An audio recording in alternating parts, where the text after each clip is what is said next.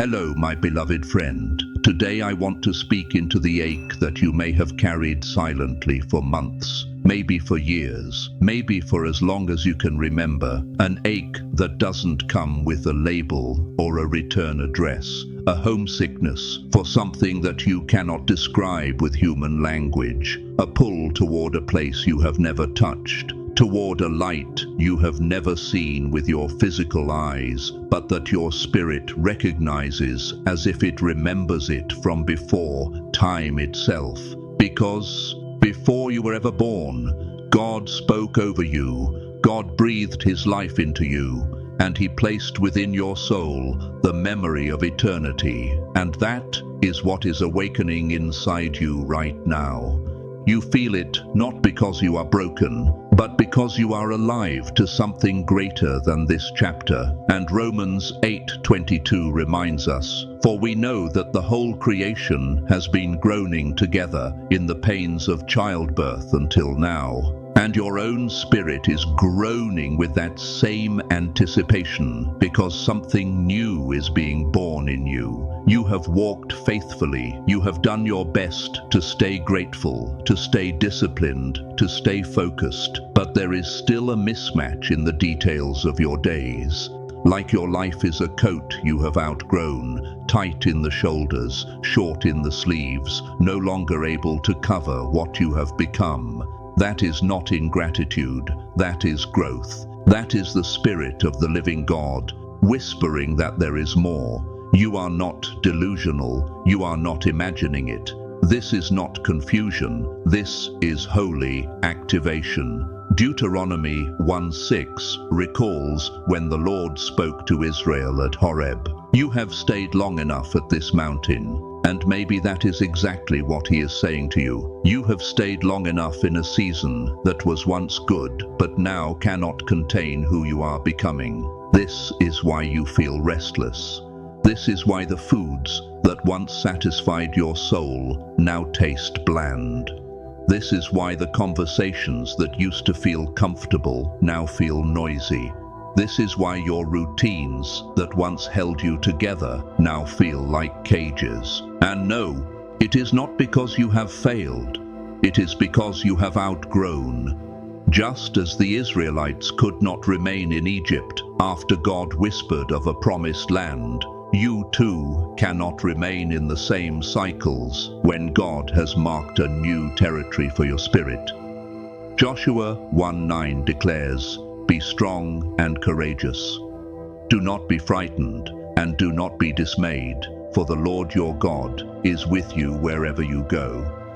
That promise is for you as much as it was for Joshua stepping into unknown land. So understand this. The tension you feel right now is evidence that your body is still walking in an old chapter, but your soul is already standing in the next one. That ache you have been calling restlessness is actually the distance between where you are and where God has already positioned your spirit. It is not a map coordinate. It is a frequency of life, a reality that fits, a divine rhythm that aligns with your true identity. And that is why you cannot get comfortable here, because you are not meant to stay. Philippians 3:13-14 says, "Forgetting what lies behind and straining forward to what lies ahead, I press on toward the goal for the prize of the upward call of God in Christ Jesus." That is exactly what your spirit is doing, even when your body is still catching up, pressing forward toward the upward call.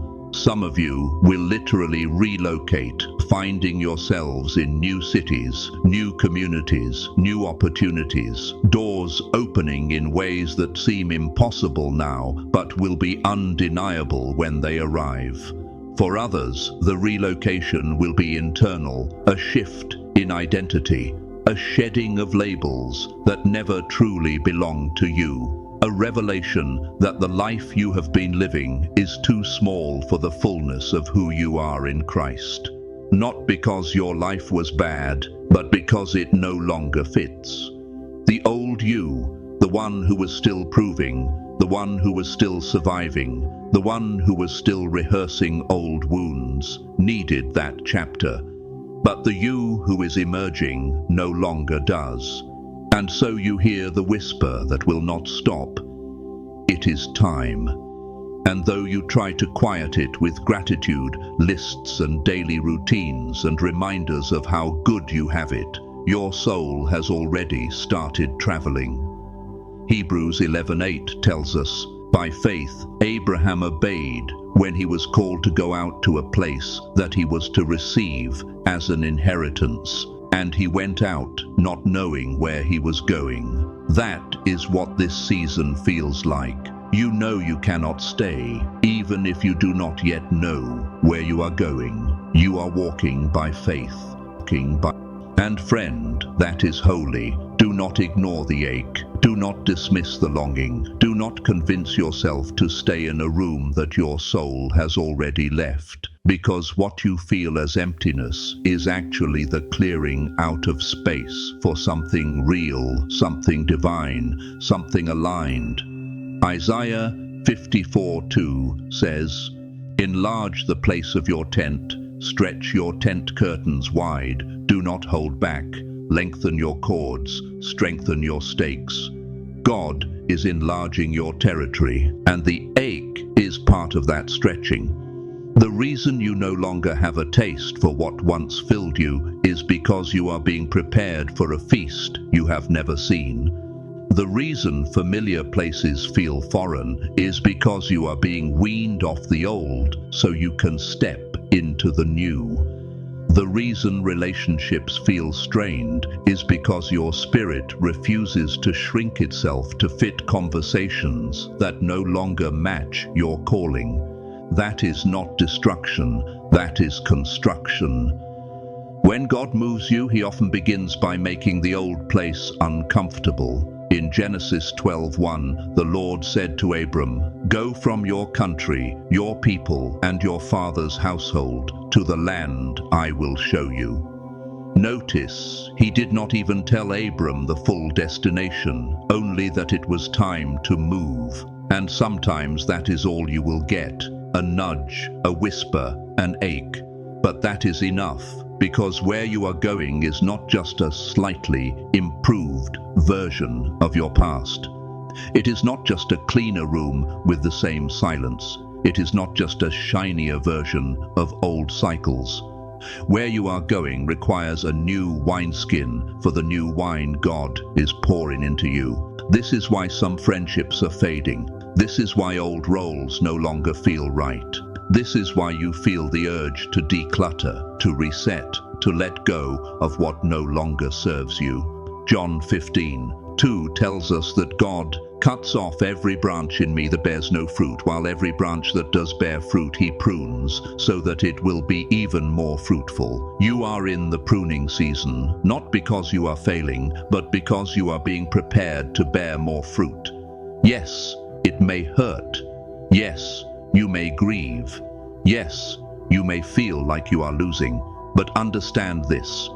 God never prunes without a harvest in mind. When God relocates you, it often happens in phases. First, the inward stirring. Your spirit quietly stops agreeing with the environment around you. Second, the outward disruption. Doors that used to open no longer do. Routines that used to sustain you now collapse. And finally, the divine opportunity, a door so precise, so undeniably aligned that you will know heaven itself cleared the path. And then you will understand that the ache was never punishment.